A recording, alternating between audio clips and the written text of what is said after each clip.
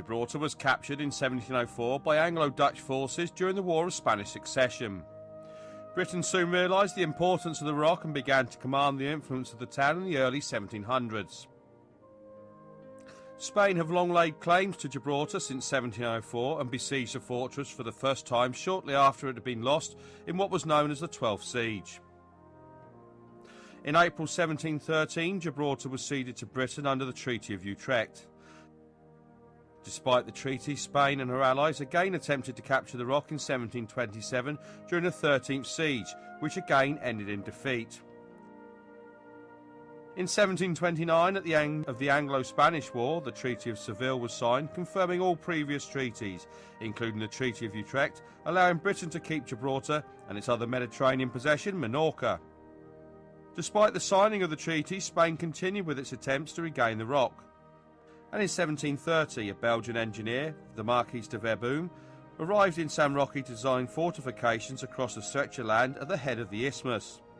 The line was known as La Línea de la Concepción and sits where La Línea is today. Reinforcements and the rebuilding of the town walls continued during the middle part of the 1700s, with much improvements made, in particular to the only land access to the town, known as Land Port, which was heavily refortified on all fronts, becoming known as the Mouth of Fire. Well, Pete, we've established that once the Brits had taken Gibraltar for themselves, getting into Gibraltar and getting out of Gibraltar was very, very difficult. And we're down here at the land port, the land door, which was the only real entrance into town. And then you couldn't get a lot of people through that if it was locked up. And there are some features that you're going to talk us through. There are, notably the drawbridge going into town. As you know, we still, on occasion, fire the sunset gun in Gibraltar. Sunset gun would mark your time to get in or out of the garrison because the drawbridge is going to close, so you're not going to get inside. Still is a requirement once that drawbridge is closed to react for posting of sentries or to get people in and out of the garrison unseen. And as we stand here inside the land port ditch, we have exactly that, in that we have the sally port. Not just in Gibraltar, every walled city, most castles have sally ports, a manner by which you can get people in or out of the town unseen from somebody watching outside. Exactly what we have here. And the sally port itself doesn't just go straight into the town. Of course not, it has to be defended exactly the same as your main entry point. So this particular sally port bends right and uphill underneath the land port and comes back into the inside of into the inside of the land port tunnel. Grand Battery, we've looked at Grand Battery as part of the Mouth of Fire. It could offer a lot of support, but it was protected as well from other points. For instance, the Demi Bastion behind us. So what was the difference? Why the Grand Battery and the Demi Bastion? Well, the Demi Bastion, to explain it, we really need to talk about what a bastion is. And a bastion is normally a defensive position that would sit proud of your wall or your line of defence and would provide fire along both ways, so left to right, through centre. It can fire out, it can fire along and provide protection. Now, you don't always need that, as is the case here. All we need is something that's going to give us cover and fire down this ditch and forward, so we only need a demi-bastion, half a bastion. And Hesse's demi-bastion, as you can see, is exactly that. This can provide fire over the Couvre-Port battery and further added defence onto the glacis, but it can also provide that fire down the line of the defensive ditch. Very, very thin strip of land, Pete, to get into the land port. All that covering fire made it very, very difficult to actually get into the town from this vantage point. Absolutely. I mean, we're literally forcing any enemy onto our killing ground, onto the glacis. Hence Glacis Estate where it stands now. The glacis is the prepared killing ground.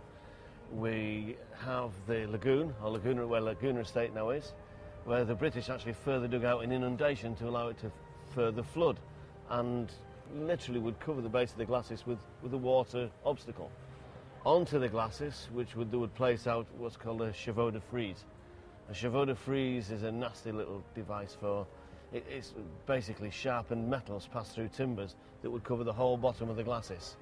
Thereby anybody coming on horseback or trying to drag cannon, it would literally cut into the horse's legs and bring them down. So slowing things down into this area where we want to take them on, in plain view of Grand Battery. Before we move on to the Great Siege, we look at another strategic fortification that was improved and played a major role in the siege, the King's Bastion. Well, Pete, we're down here in what is now Queensway. Behind us is the King's Bastion. It's a leisure centre now. Had a lot of improvements. It played a very, very important part in the Great Siege. Great vantage point, and as we've been talking about the fortresses, gave covering fire on both sides. Yeah, very much so. I mean, everything you can see above the lip, the tops, later additions, as more modern weaponry took over. But this was, inside it to the back, was a barracks for 800 soldiers. Could be stationed in here with the guns on top.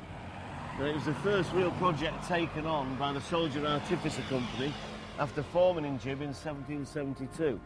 So, and what a feat of engineering. General Boyd had made some remark that he wanted to see it survive the attacks of the joint Spanish and French fleet, which he succeeded in seeing. We've got houses in front of us now, but the vantage point from King's Bastion across the whole of the Bay of Gibraltar would have been immense, and you would have seen everything coming.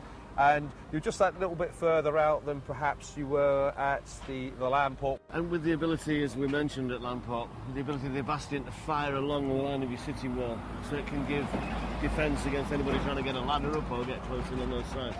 And this actually fired in both directions and across the front. And as we said, it was pivotal in the Great Siege when the floating batteries did actually attack. Very much so, yeah. Relations between Spain and Britain were ever strained in 1738. Both countries intended to sign an agreement regarding trade both in Europe and the Americas. However, this was rejected, and a year later, war was again declared between the two nations. In 1746, King Philip V of Spain died, with his successor Ferdinand VI beginning negotiations with Britain, potentially saw Gibraltar being ceded back to Spain by the British Parliament. This fortunately never came to fruition, and when Ferdinand himself passed away, his successor turned away from agreements with Britain and allied Spain once again with France. In April 1779, Spain and France entered into an agreement by way of the Treaty of Unofficial to jointly attempt to recover lost territory from Britain, naturally including the Rock. France and Spain were also campaigning to invade Great Britain, with the siege and attack on Gibraltar seen as key to severing Britain's naval supremacy in the Med. After the break, we'll be looking at the Great Siege from where it all began, including how the British managed to withstand the onslaught across nearly 4 years of isolation.